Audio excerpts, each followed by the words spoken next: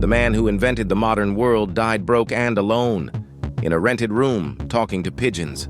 The electricity in your walls, the motor in your refrigerator, the radio, the remote control, the wireless age your phone still lives in.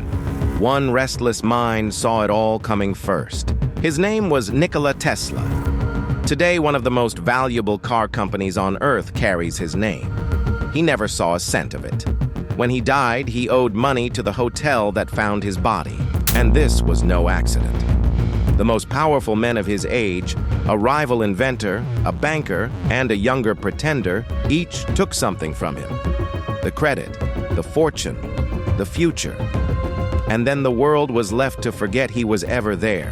He was born on a summer night in 1856 in a mountain village in the Balkans during a violent thunderstorm.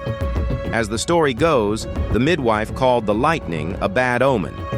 His mother answered, no. He would be a child of light. And he was. Tesla's mind worked like nothing before it. He could build a machine entirely in his head, run it, and see exactly where it would break without ever touching a single tool. He didn't sketch his ideas.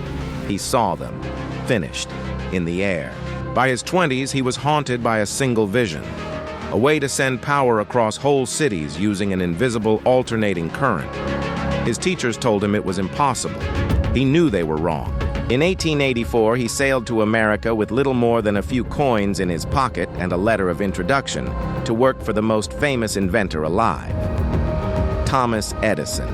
Edison's empire ran on direct current, power that could barely travel a mile from its source.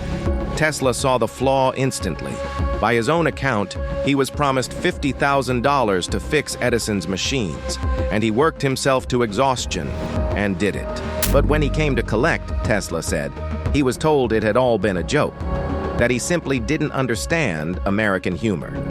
There was no $50,000. He walked out without a word. And to survive, the greatest inventor of the age spent months digging ditches in the streets of New York. But Tesla had something Edison feared: the future. His alternating current could carry power across hundreds of miles, cheaply, to anyone, anywhere. It threatened to make everything Edison had built worthless. So the old inventor went to war. To terrify the public into rejecting alternating current, campaigners backing Edison staged gruesome public demonstrations, electrocuting animals before horrified crowds, swearing this new current was a silent, invisible killer. It was a smear campaign built of pure fear. And for a while, it worked. But you cannot stop the future with a scare. One industrialist saw the truth, George Westinghouse, and he bet his entire company on Tesla. In 1893, they lit the Chicago World's Fair with Tesla's current.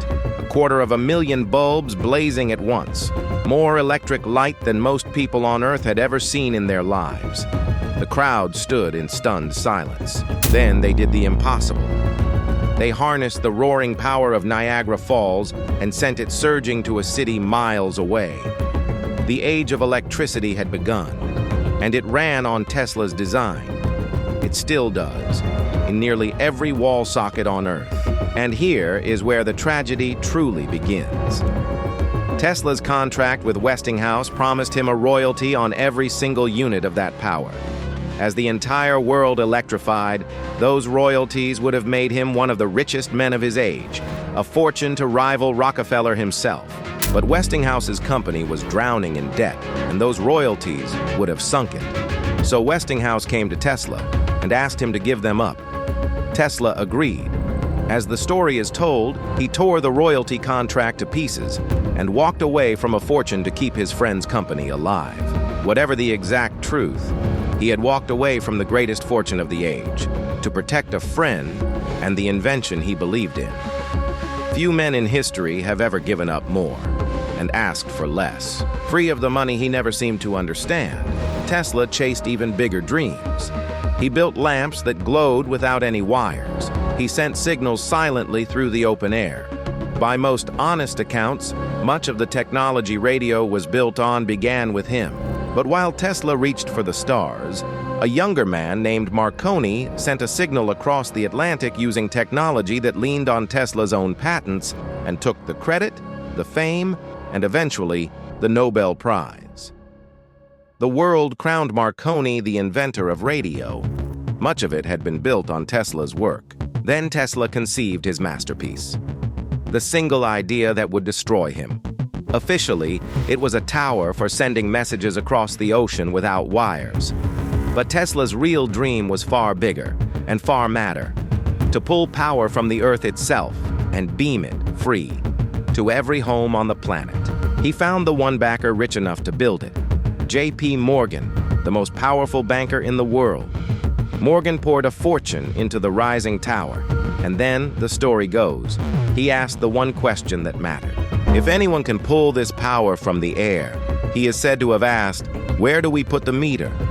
Maybe it was the soaring cost.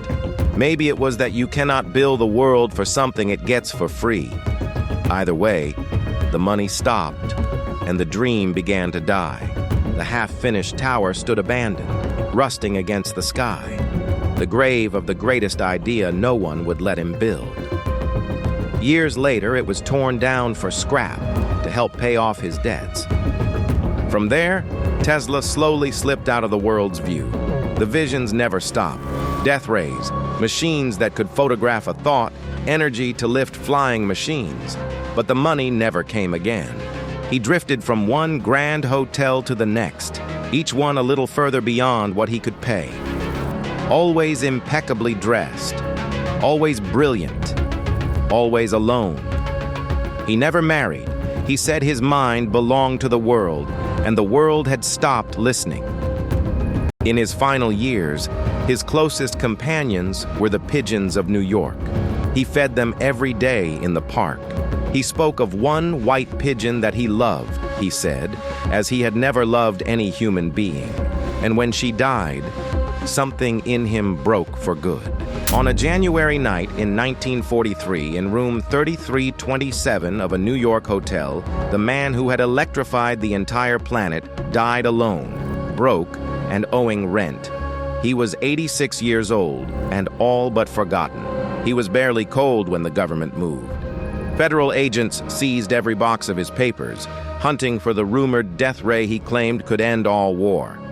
Much of what they took has never been seen again, and only months after his death, the Supreme Court of the United States quietly upheld Tesla's patents over Marconi's.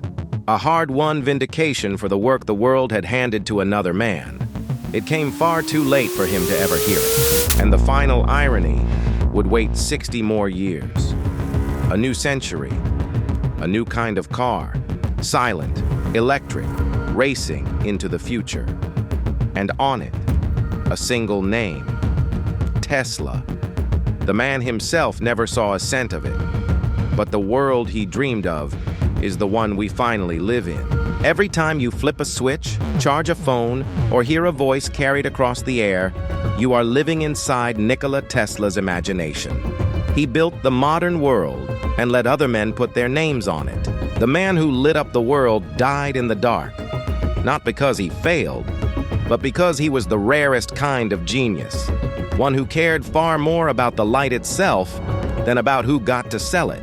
If this is the kind of history they never taught you, subscribe. There are other geniuses the world used up and erased, and other powerful men who took the credit and kept the money.